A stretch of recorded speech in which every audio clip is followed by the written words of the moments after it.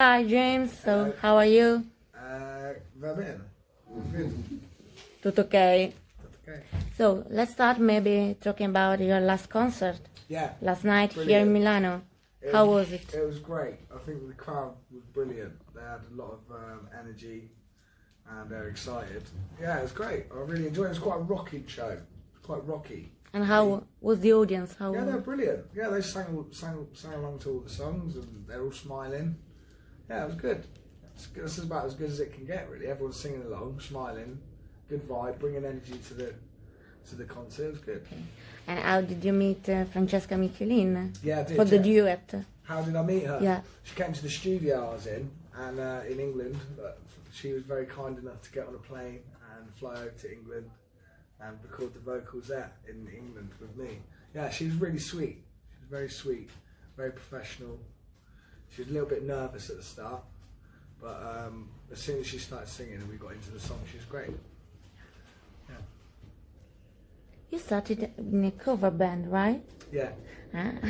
What kind of memories do you have of that period? I just remember being probably 14, 15, and we were playing like 5 gigs a week in pubs.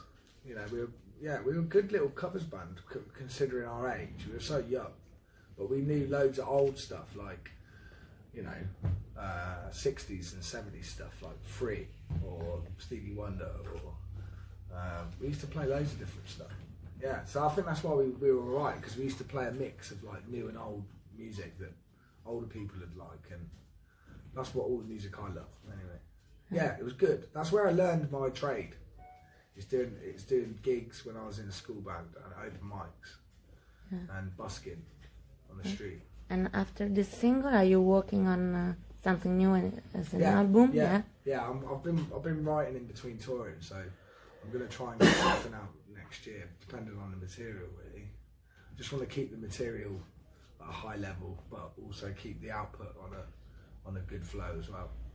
Okay. And what type of influences are you putting in the record?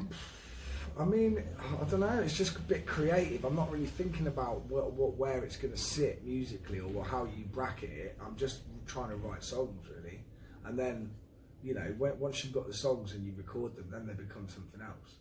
So I'll see when I record them. But it's still, you know, it's still soul sort of based music, but just different variations on how you get that across. Whether it's neo soul or old school soul with a band in a room, or whether it's just you know, acoustic vibes with a bit of sort of bit of pop, soul, rock.